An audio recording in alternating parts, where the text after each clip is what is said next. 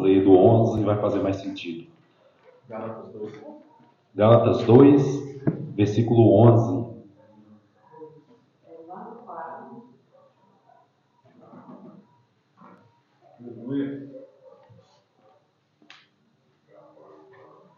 É legal, vocês vão gostar dessa parte de Paulo, Pedro. Podemos ler, meus irmãos? Diz assim no versículo de número 11, Paulo dizendo: quando, porém, Cefas aqui é Pedro, veio a Antioquia, resisti face a face, porque se tornara repreensível. Com efeito, antes de chegarem alguns da parte de Tiago, comia com os gentios. Quando, porém, chegaram, afastou-se, por fim veio apartar-se, temendo os da circuncisão. E também os demais judeus dissimularam com ele, ao ponto de o próprio Barnabé ter se deixado levar pela dissimulação deles. Quando, porém, vi que não procedia corretamente segundo a verdade do Evangelho, disse a Cefas, na presença de todos: sendo tu judeu, vives como gentios e não como judeu? Por que obrigas os gentios a viverem como judeus? Solte aí, meus irmãos, vamos ao Senhor em oração, e você pode deixar a sua Bíblia, se você preferir, aberta, senão a gente acompanha aqui pelo quadro, pelo telão. Oremos. Querido Deus, soberano Pai, nós te agradecemos pela rica oportunidade de podermos fazer uso da sua palavra. Sabemos que ela é viva e que ela é eficaz, que ela é digna de toda aceitação. E sabemos que em nós não há poder algum, Pai, fora dela. Que o Senhor, pelo Espírito Santo, nos instrua na palavra, para que o nome do Senhor seja glorificado. É o que nós te pedimos em o nome do Senhor Jesus. Amém. E graças a Deus. Irmãos, glória a Deus. Irmãos, o apóstolo Paulo, na sua primeira viagem missionária, ele vai para essa região de Antioquia, aonde ele prega o Evangelho de Cristo, o Evangelho da graça, salvação pela graça mediante a fé. E esse povo aqui era gentios, ou seja, não eram judeus. Os gentios não tinham aqueles costumes todos que o judeu tinha, porque todo aquele costume que o judeu tinha, como, por exemplo, a lei cerimonial, a lei civis e a lei moral ela não passa, a lei moral continua até hoje. Por exemplo, os 10 mandamentos dizem, por exemplo, uma parte: não matarás, continua, não matarás hoje. Não dirás falso testemunho, isso não passa. Honra teu pai e tua mãe, continua valendo. Não cobiçarás, continua valendo. Não adulterarás, continua valendo. Não fará para ti mais de escultura, continua valendo. Isso é lei moral, isso aí é algo que não termina. Agora, leis cerimoniais, como por exemplo, festas judaicas, lua nova, sábado, isso aí passa. Porque isso no Antigo Testamento representava Jesus que viria.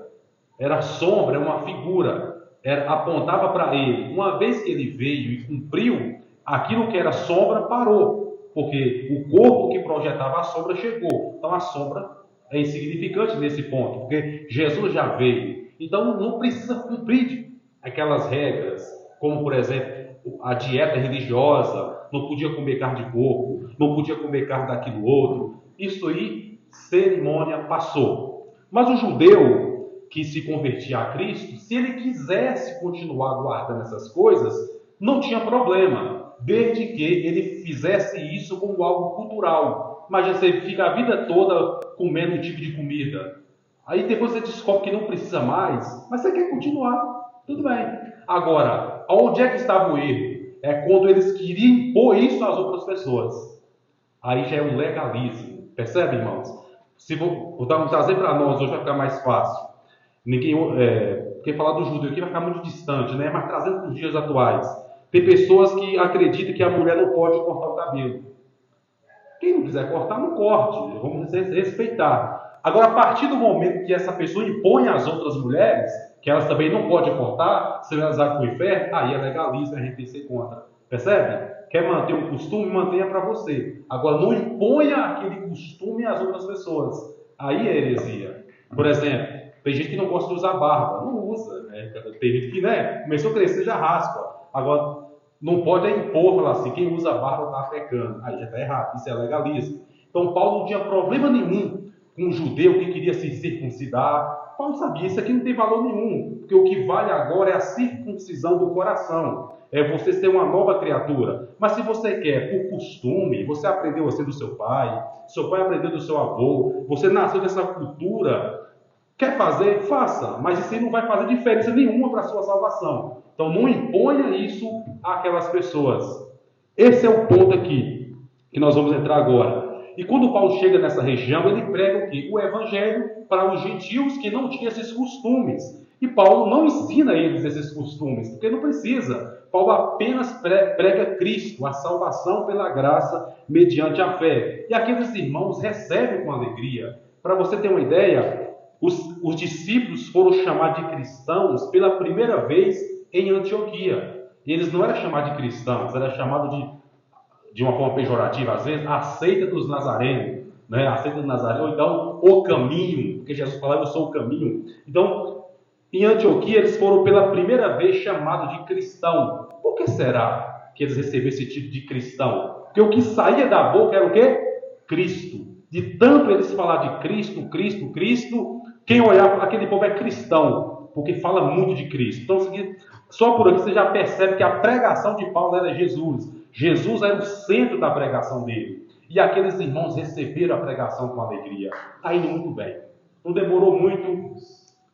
Começou a ir para aquela região judeus que também tinham se convertido a Cristo. E eu lembro que eu falei a vocês, eles tinham aqueles costumes, só que eles queriam impor o costume deles aos gentios, que não tinham esses costumes.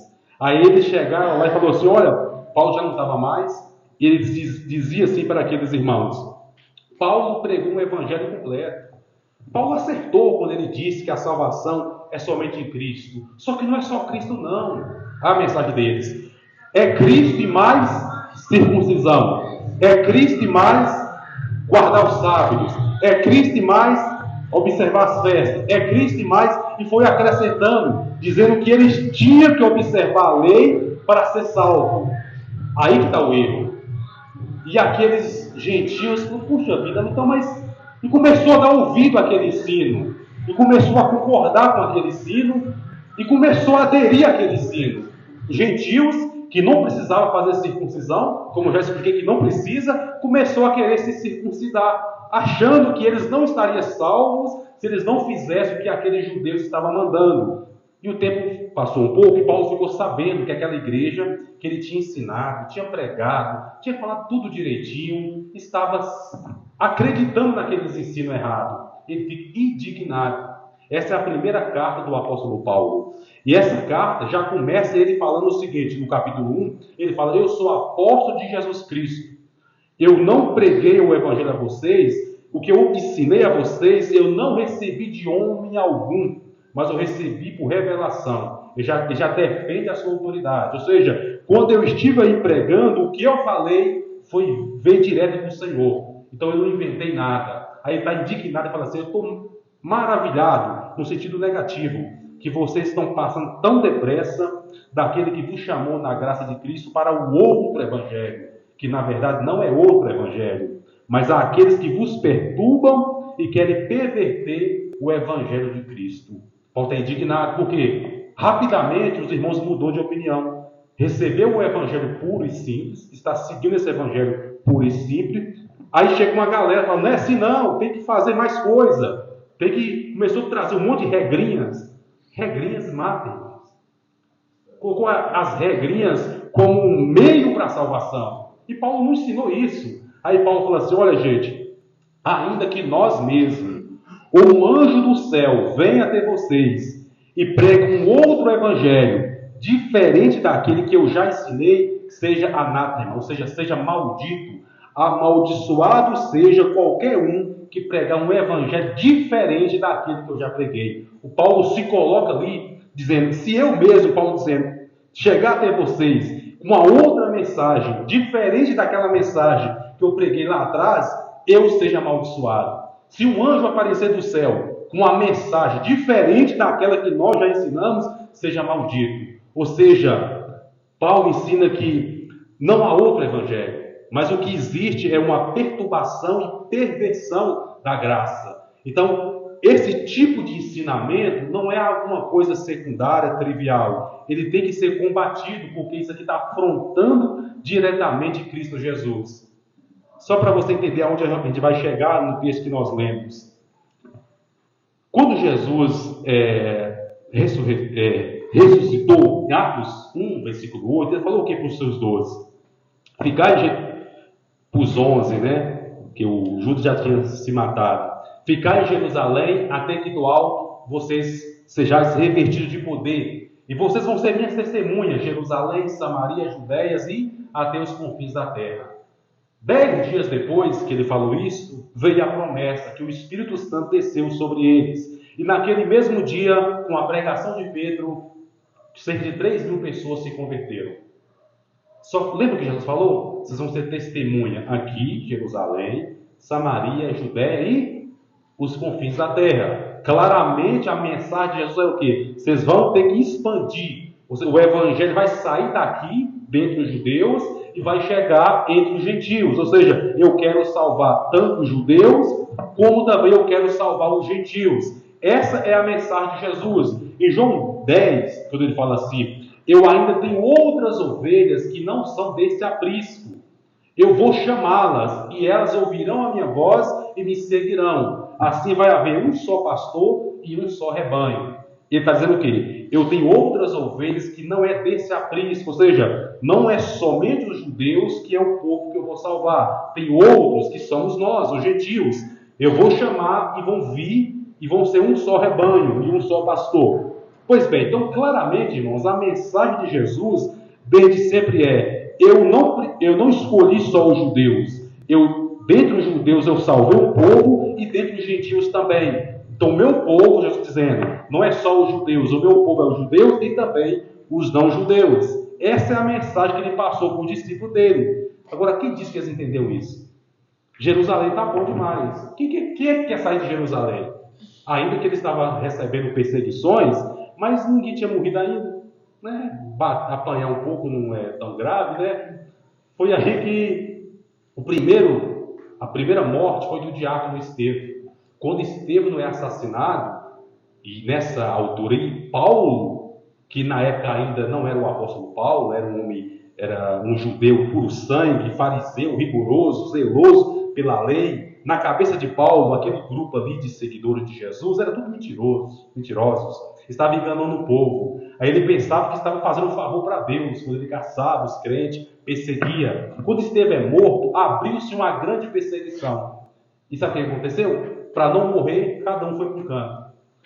Filipe, o diácono, foi para Samaria, outros irmãos foram para as outras regiões, e aí eles iam pregando o evangelho. Os apóstolos ficaram em Jerusalém. Mas lembra o que Jesus falou? Vocês vão ser testemunhas em Jerusalém, Samaria, Judéia e os confins da terra.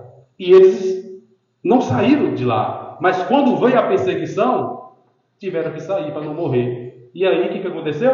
Pregação e almas sendo salvas fora de Jerusalém. O que nós podemos aprender aqui? Que Deus é maravilhoso, pessoal, e soberano. A perseguição que no olhar humano, sem a espiritualidade devida, diria assim: puxa vida, a perseguição vai parar a igreja. A perseguição vai frear o progresso da igreja. Pelo contrário, a perseguição acelerou, porque agora com a perseguição a igreja cresceu. Que o pessoal foge de Jerusalém e vai para as outras regiões, lá eles pregam, mais pessoas se convertem. Filipe vai para Samaria, os samaritanos se convertem. E depois de Samaria ele vai pregar para um eunuco, um oficial da Etiópia, e ele batiza aquele homem. O que aconteceu? Ele volta para o seu país e prega também lá. E o povo vai só ouvindo a palavra. Por quê? A vontade de Jesus é o quê? Eu quero salvar o meu povo, não é só os judeus. Os gentios também é o meu povo, eu quero salvar. Só que na cabeça dos discípulos isso não entrava muito. Até que o Senhor precisa dar uma lição em Pedro. Ele era um dos principais apóstolos. Em Atos capítulo 10, irmãos, tem uma passagem muito rica. Tem um homem chamado Cornélio. Cornélio é um centurião romano, ou seja, ele é um gentil, não é um judeu. Só que era um homem piedoso, fazia orações, dava esmola, um anjo apareceu para Cornélio e falou assim: Cornélio, a sua oração e as suas esmolas foram assistidas diante de Deus. Manda a Jope chamar Simão Pedro, ele está hospedado na casa de um homem chamado Simão. Manda chamar ele, porque ele vai vir e vai pregar para você, vai falar coisas importantes para você.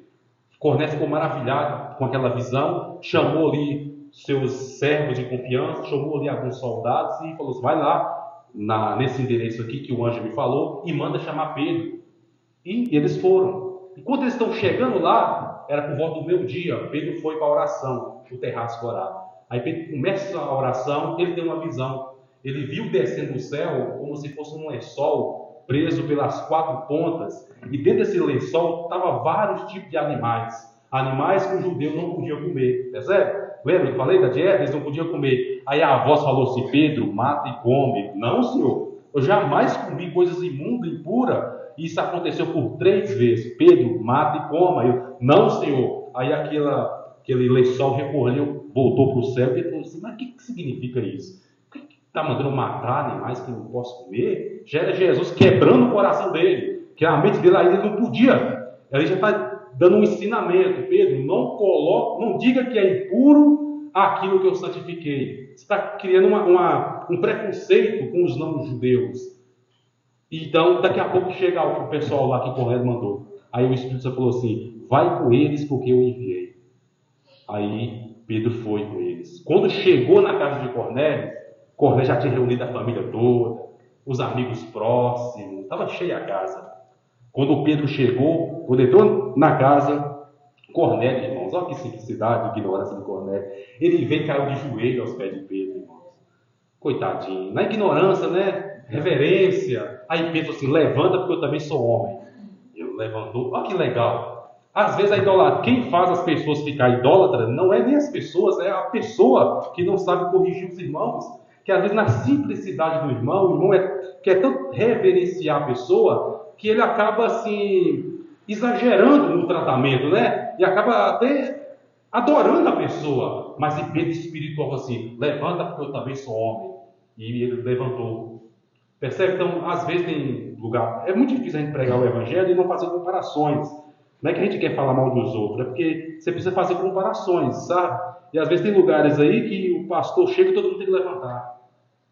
Eu queria fazer uma coisa aqui bonita agora, irmãos. Toda vez que eu for pregar, não bate mais palma para mim, combinado? Você sabe o que tem, né? Vamos fazer isso aqui agora? Quando quer falar assim: receba o pastor de lá, ninguém bate palma, beleza? Vocês concordam ou discordam? É para que bater palma para mim, né? Vamos se combinar a partir de hoje. Não bate mais palma. Para mim, tá? Para Deus vocês podem bater. Eu sei que vocês batem palma para Deus, mas fica muito. Dá a impressão que não é para Deus, né? Dá a impressão que é em reverência ao homem. Mas Pedro corrige esse pensamento de Cornélio. E Pedro falou assim: Cornélio, por que você mandou me chamar? Aí Cornélio contou: Pedro, eu estava orando, aí veio uma visão, o anjo falou comigo, mandou te chamar. E você fez bem em vir, Pedro. Aí Pedro caiu a ficha: agora eu sei que Deus não faz acepção de pessoas. Agora, Pedro, capítulo 10. Tanta coisa que já aconteceu. Agora, quer ver? Eu vou ler para você ver. Atos 10, para você ver o que Pedro falou, irmãos. É muito assim. Atos capítulo 10, versículo de número 33. Atos 10, versículo 33. Cornélio falando para Pedro: portanto, sem demora, mandei chamar-te, e fizeste bem em vir. Agora, pois, estamos todos aqui, na presença de Deus, prontos para ouvir tudo o que te foi ordenado da parte do Senhor. Aí Pedro diz: então falou Pedro, dizendo: reconheço por verdade que Deus não faz acepção de pessoas. Pelo contrário, em qualquer nação, olha só, aquele que teme e faz o que é justo e é aceitável. Agora eu entendi. Depois de tanto tempo, né, Pedro? Agora você viu que Deus não quer salvar só vocês ali, judeus, não. Só a nata, não. Deus quer salvar os outros lá, que, né, os gentios, que na cabeça deles era um povo pagão, um povo que não valia nada. Agora, né, não é mais um povo impuro. Lembra da visão? Pedro, não torne impuro aquilo que eu santifiquei. Aí a ficha de Pedro caiu. Aí ele começa a pregar, irmão. Ele começa a ensinar sobre o Evangelho. E quando ele está pregando, sabe o que aconteceu? O Espírito Santo veio sobre todos eles. Igual veio em Atos 2. Ou seja, o mesmo sinal que aconteceu somente com os judeus, agora acontece com os gentios. Deus mostrando que não tem essa diferença. Ninguém é mais importante. Porque o mesmo dom que os judeus receberam, os não-judeus agora recebem também. Deus está igualando todo mundo. E Pedro ficou maravilhado que a ficha dele caiu agora. Só que depois ele vai ter uma recaída, que é o que nós lemos. Só que quando a notícia chegou lá em Jerusalém, que Pedro tinha entrado na casa de um homem que não era judeu e tinha comido lá, a galera ficou horrorizada. Que escândalo, Pedro. Está no capítulo 15, eles repreendem Pedro. Pedro, você tem vergonha? Você entrou na casa de gentios, Pedro? Aí Pedro conta toda a história, porque Tiago, os demais irmãos, está nessa cegueira ainda, achando que os gentios não prestam. E só os judeus é que Deus vai salvar. Pedro já foi liberto. Lembra desse pensamento que Deus já tratou com ele aqui. Então, quando a notícia chega em Jerusalém, que era a sede, que era a igreja mãe, por assim dizer, eles repreendem Pedro. Aí Pedro conta a história. Gente, eu estava orando, tive uma visão, veio, como já expliquei, veio do céu esse lençol com vários animais, a voz falou para eu matar e comer, isso repetiu por 3 vezes, eu falei que o Senhor jamais vou comer coisas impuras, aí o Senhor falou assim, não fala que é impuro, que eu santifiquei. De repente chegou alguns irmãos lá, dizendo que Cornélio mandou me chamar, eu fui, chegando lá, eu preguei, quando eu estava pregando, o Espírito Santo caiu sobre eles, igual caiu sobre nós. Aí foi a vez de Tiago, agora eu entendi. Aí foi a vez dos outros irmãos, sabe, abrir a mente e entender que Deus não tem só aquele grupinho, que Deus quer salvar os não-judeus também. Até aí tudo bem, problema resolvido. Só que nem sempre, irmãos. O que vai acontecer aqui agora? Lembra que eu expliquei sobre os Gálatas? Que Paulo pregou naquela região o Evangelho de Cristo, o Evangelho puro e simples. E depois de um tempo, judaizantes que tinham essa visão, esse preconceito ainda, que os gentios podiam até ser salvos.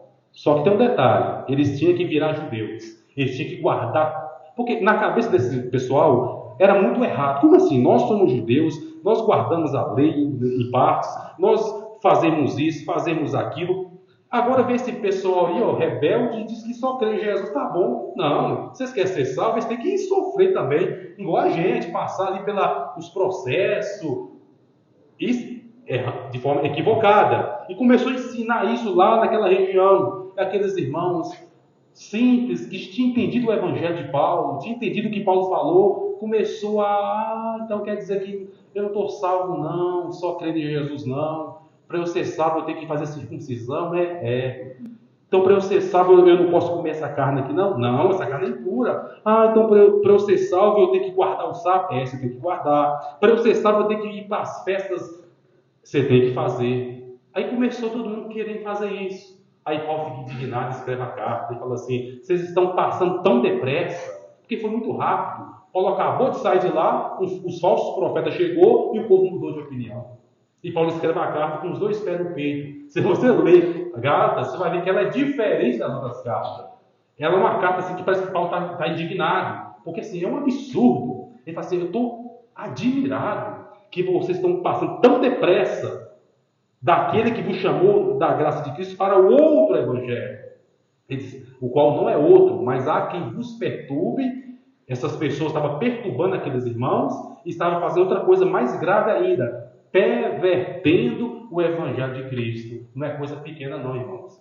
Qualquer pessoa que perturba a cabeça dos irmãos com coisas fiadas, sabe aqueles cristãos que dificultam a vida dos outros? Por exemplo, você vai para uma igreja, é tanta regrinha que você tem que cumprir, sua roupa não está boa não, então tem que usar outra, seu cabelo está assim, tem que você não pode passar isso na cara não, sabe, já começa a perturbar, tira aquela liberdade dos irmãos.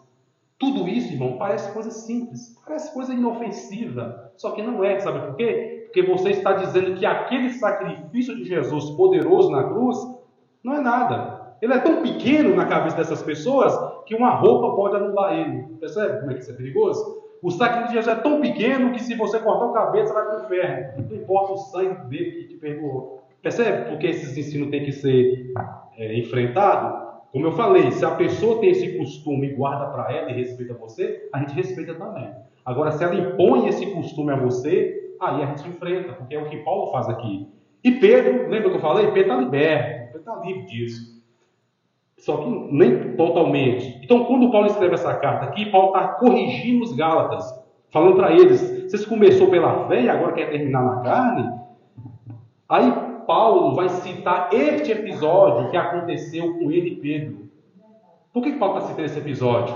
É porque Paulo está dizendo o seguinte: gente, eu enfrentei Pedro, não vou enfrentar vocês, esse é o ponto. Pedro vacilou por causa disso que vocês, o mesmo erro que vocês estão cometendo aqui, Paulo está dizendo, Pedro cometeu também. E eu corrigi ele na presença de todos. Aqui tem um ponto que eu queria chamar a sua atenção, que é em Gálatas, capítulo 2, a partir do versículo 11 que nós lemos. Paulo disse assim: quando eu vi que Cefas, que é Pedro, não andava corretamente, repreendi face a face. Aí você se pergunta: que coisa absurda, Paulo, que indelicadeza. Estava cheio de pessoas lá. Você não poderia ter esperado passar o momento, chamado Pedro no canto. Pedro, vem cá, meu filho. Nós somos apóstolos, você é tão abençoado quanto eu. O que você está fazendo? Vamos parar com isso. Paulo não poderia ter esperado? Talvez você pense assim, né? Por que Paulo foi na frente de todo mundo e já pegou Pedro de jeito?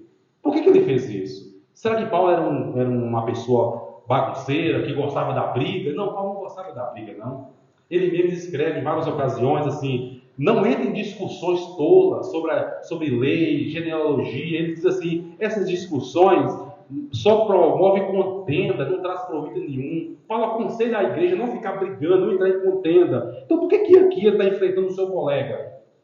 Face a face, porque Pedro cometeu um erro gravíssimo, gravíssimo, tão grave que não dava para esperar, e ele tinha que ser corrigido naquele momento. E é tão forte isso que Pedro baixou a cabeça e aceitou, que ele viu que ele errou. O que Pedro fez então? Lembra que Jesus tinha ensinado para Pedro que não tem essa diferença judeu e gentil? Pois é, Paulo está lá, Pedro está entre os gentios, normal, comendo com eles, aqui está tudo bonitinho. Ele entendeu. Só que quando o pessoal de Jerusalém está se aproximando, Pedro: opa, aquela galera ali e o pessoal vai achar estranho eu estar aqui, né? Eu vou me levantar daqui para não pegar mal. Então quer dizer que no coração dele, ele não tinha feito ainda. Estava sendo hipócrita.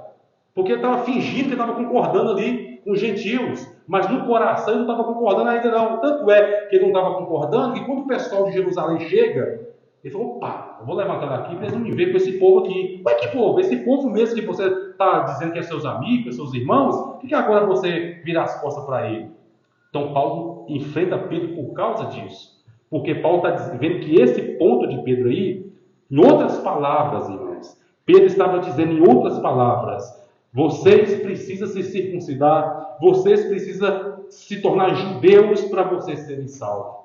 Porque essa foi a atitude de Pedro. Essa atitude dele passou exatamente esta mensagem. É a mesma coisa, irmãos. Como eu já expliquei, eu dou o exemplo de cabelo porque está mais próximo de nós, barba está mais próximo de nós. Tem muitas igrejas, como eu já falei, a gente respeita, desde que respeita a gente também. Às vezes, o caso de Pedro aqui, ele está muito à vontade com os gentios, só que quando vem os judeus, ele se levanta e acha que, ou seja, em outras palavras, ele está condenando os próprios gentios ali com aquela atitude dele. Então tem gente que tem essa visão. Às vezes está no meio de uma igreja que tem esses costumes, aí ela está ali à vontade e tal. Aí quando vai para outra, ela fala mal e coisa assim. Vocês entenderam o que eu quis dizer, irmãos? A palavra que tem que ficar no coração de vocês é legalismo versus fé. Legalismo versus fé. O que é o legalismo? Legalismo é um conjunto de doutrinas que não são doutrinas, mas de regras que a pessoa adota e que não são coisas principais, e ela ensina que aqueles que não guardar essas mesmas regrinhas não podem ser salvos. Tudo isso é legalismo e tudo isso é contra o Evangelho. Se alguém falar para você assim, deixa eu dar um exemplo aqui rápido, para as mulheres: você que usa calça, você vai para o inferno. Legalismo. Isso, entendeu? Quem não quiser usar, não usa, mas não impõe os outros. Você que passa maquiagem, vai para o inferno. Legalismo do mais baixo nível. Então, e isso não é coisa pequena, não. Por que eu digo que isso não é coisa pequena? Porque isso está dizendo que isso vai te condenar. E Cristo? Cristo fez o que na cruz? Ele não me salvou? Como que uma simples maquiagem vai condenar uma mulher? Percebe? Isso exalta o legalismo, essas regras, e diminui Cristo. Coloca Cristo lá embaixo, tão pequenininho, que um corte de cabelo anula o que ele fez na cruz. Por isso que Paulo enfrenta Pedro aqui. Não é que Paulo era briguento, não. É que a atitude de Pedro voltou a ser aquele Pedro de antes, que não queria entrar na casa dos outros, que não queria comer com os gentios. Deus deu uma lição nele, ele entendeu, agora eu entendi que Deus não faz acepção de pessoas. E por que agora ele toma essa atitude? Parecendo que ele não concorda com aquilo que ele tinha dito. Aí Paulo enfrenta ele. Não é que Paulo queria briga, é porque naquele momento o evangelho estava sendo diminuído. Por isso que Paulo fez isso. Vocês entenderam, irmãos? O evangelho está acima de todos nós. Então, quando o evangelho, qualquer ação, atitude nossa que coloque em risco o evangelho, aí tem que ser enfrentado. Amém, meus irmãos? Vocês entenderam até aí? Eu só vou ter que mesmo. Então, o ponto é esse. O evangelho está acima de nossas vontades, das nossas escolhas, e nós temos que nos enquadrar a ele. Amém, meus irmãos? Eu já vou passar para a parte final. E eu vou orar primeiro, vou dar alguns avisos e vou deixar aberto para vocês perguntarem, porque o tema aqui, irmãos, ele é muito complexo e eu entendo que não dá para eu me esmerar muito aqui, porque vai dificultar a compreensão dos irmãos. Então eu tentei fazer o máximo de resumo aqui. Amém, meus irmãos? Amém. Cuidado com o legalismo, cuidado com as regrinhas. Tem gente que acha que vai para o céu por causa de regrinhas. E lá no coração está tudo errado. Está tudo... Sabe, quem santifica a gente é o Espírito Santo. As regrinhas são um defunto enfeitado. Com flores, maquiagem, bonitinho, mas não tem vida lá dentro. Entendeu, irmãos? É claro, irmãos, que dizendo isso, eu não estou dizendo que a gente tem que viver de qualquer jeito. Não é isso. O que eu estou dizendo é que o cristão, aquele que tem Cristo, ele vai saber se posicionar sem ninguém ficar dando palpite. Não vai, pessoal? Um homem, uma mulher de Deus não tem o bom senso de falar assim, isso aqui não dá certo, isso aqui não combina comigo, isso aqui vai escandalizar. Então não precisa ninguém ficar criando regrinhas. A gente prega o evangelho e o evangelho transforma. Amém? O legalismo só maqueia a pessoa, só é uma profissão de cera, não é nada que só vai prejudicar a pessoa. Então, vamos orar, meus irmãos. Glória a Deus. Pai, é no nome de Jesus, aquilo que foi a sua palavra, honra, Pai, glorifique. Aquilo que não foi, nos perdoe.